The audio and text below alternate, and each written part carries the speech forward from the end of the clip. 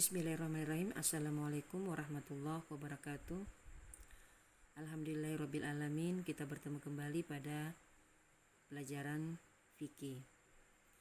Di mana pertemuan kedua ini kita akan mempelajari kembali pelajaran fikih dan materinya adalah rukun wudu. Anak-anakku, sebelum kita memulai pembelajaran, anak-anakku siapkan buku cetaknya. Dan sebelum kita belajar, kita sama-sama berdoa. Yang akan dipimpin adalah oleh ibu guru ya. Posisi tangan berdoa.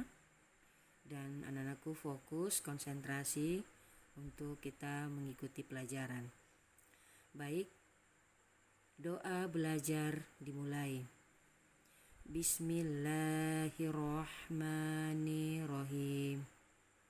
Raditu billahi rabba wa bil islami dina wa bi muhammadin nabiyya wa rasula rabbi zidni ilman warzuqni fahman amin. Baik anakku semua, alhamdulillah kita sudah baca doa belajar. Anak-anakku buka bukunya pada halaman 63 ya, buku fikihnya pada halaman 63. Nah, ibu guru ingatkan kembali pelajaran kita yang lalu, yaitu niat wudu, di mana bunyi daripada niat wudu adalah nawaitul wudu'a li raf'il hadasi asghari faradhan lillahi ta'ala. Nah, itu merupakan niat berwudu. Dan salah satu yang wajib kita lakukan apabila berwudu yaitu adalah berniat. Ya. Karena niat itu merupakan rangkaian daripada rukun wudu. Nah, yang sekarang kita pelajari adalah rukun wudu. Ya. Di mana rukun wudu adalah ada 6 rangkaian atau 6 rukun wudu. Karena rukun wudu tersebut harus dikerjakan. Karena jika kita tidak mengerjakan rukun wudu tersebut, maka wudu kita akan batal dan pastinya sholat kita tentunya tidak sah. Jadi apabila kita mau sholat, kita harus berwudu dulu atau bersuci ya, anak-anakku semua. Nah, sekarang ibu guru akan menjelaskan tentang rukun wudu. Baik, ada 6 rukun wudu. Yang pertama adalah niat, ya, yang seperti minggu lalu kita pelajari niatnya. Niat maksudnya kemauan untuk Maaf, ibu guru tampilkan slide-nya ya. Ya, di mana niat adalah kemauan untuk melakukan wudu sesuai peraturan demi mengharapkan ridho Allah Subhanahu wa taala. Ya, jadi sebelum kita berwudu, ya, anak-anakku semua, sebelum berwudu tentunya kita harus berniat betul-betul sungguh-sungguh kepada Allah dan mengharapkan ridhanya Allah Subhanahu wa taala. Itu yang pertama ya, niat wudu.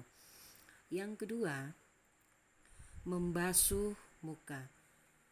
Ya, membasuh muka artinya mengalirkan air dari puncak kening sampai dagu dan dari pinggir telinga sampai ke pinggir telinga yang lain. Yang ketiga adalah membasuh kedua tangan sampai kedua siku. Siku artinya yaitu persendian antara tangan dengan lengan yang wajib dibasuh ketika berwudu. Ya. Jadi artinya yang ketiga tadi itu yaitu persendian antara tangan dengan lengan wajib dibasuh ketika berwudu, yaitu sikunya dari siku itu turun ke tangan yang wajib diberi air atau dibasuh ketika berwudu. Jadi sikunya sampai ke tangan itu harus basah, ya. Dan pelan-pelan dalam melakukan berwudu, ya, supaya semua terjangkau atau kena air yang bersih. Berikutnya adalah mengusap kepala, yaitu menggelapkan tangan yang basah, menggerakkan tangan dengan lekat pada kepala yang diusap. Maksudnya adalah kedua tangan kita dilengketkan, kemudian diisi air yang mengalir, lalu diusapkan ke bagian kepala hingga basah, ya. Kemudian menggerakkan kembali pada kedua telinga kita hingga ke belakang leher kita, ya. Jadi dari kepala atau ubun-ubun yang kita basahi, lalu turun ke telinga, tentunya dengan menggunakan air yang bersih, dan anggota tubuh yang lain itu harus mulai dari kepala, telinga sampai ke belakang leher itu harus basah, ya.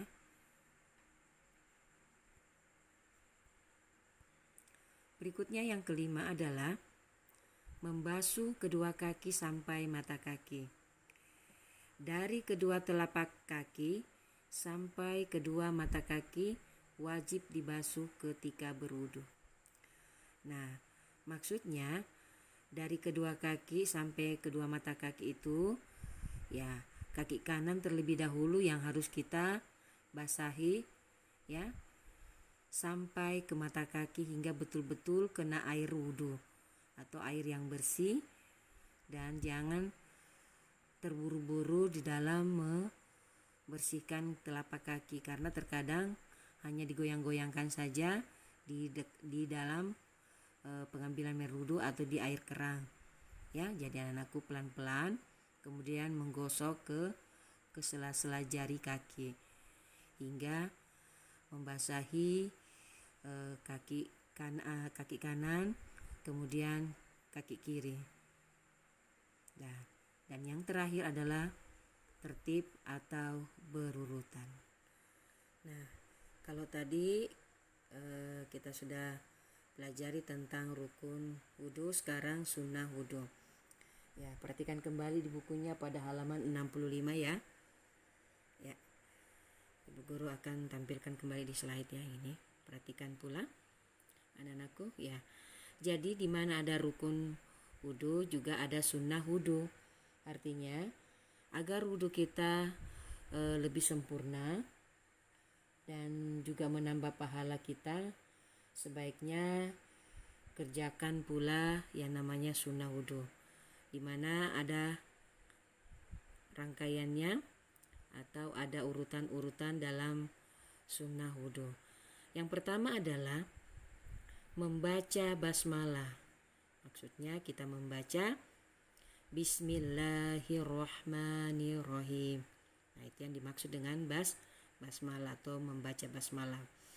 Yang kedua, mencuci kedua telapak tangan.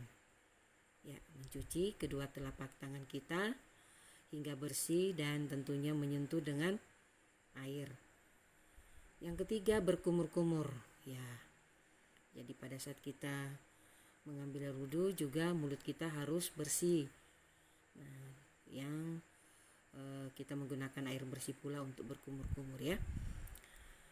Yang keempat, memasukkan air ke dalam hidung dan mengeluarkannya.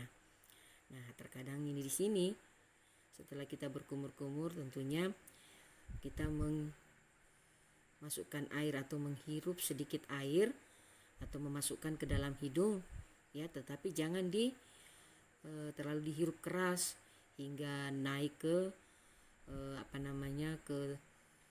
ke atas ya, menyentuh.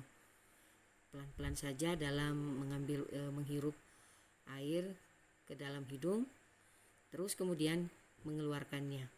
Jadi harus pelan-pelan pula membersihkan hidung kita. Yang kelima, membersihkan sela-sela jari tangan dan kaki. Ya.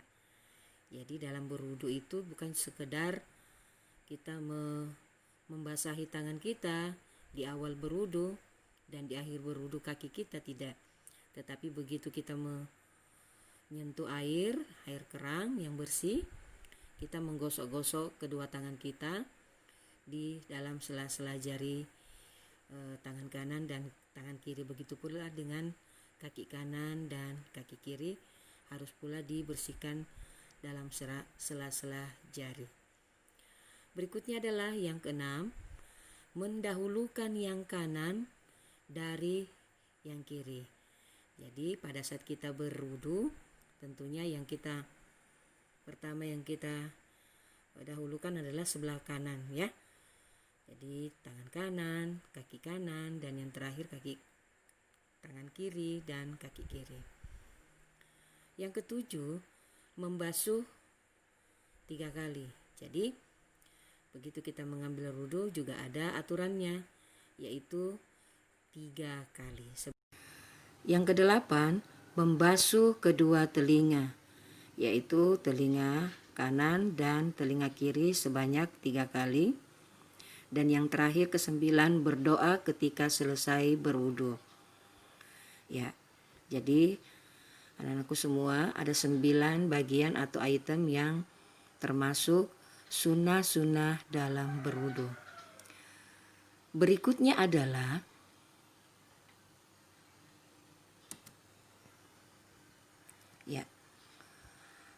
hal-hal yang dapat membatalkan wudu.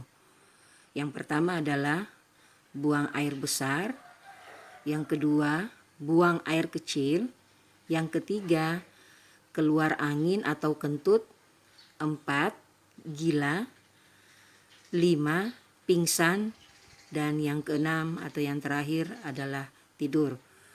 Jadi apabila kita sudah mengambil air wudu tetapi tiba-tiba kita buang air besar, kecil, kentut, tiba-tiba hilang ingatan, pingsan, dan tidur, itu dapat membatalkan wudu kita ya. Berikutnya adalah doa setelah berwudu ya. Jadi apabila kita berdoa sebelum berwudu itu ada, dan setelah berwudu pun ada ya doanya. Jadi anak-anakku tolong diperhatikan dalam bukunya, yaitu pada halaman 68. Di situ ada doa setelah kita mengambil air wudu. Ya, baik.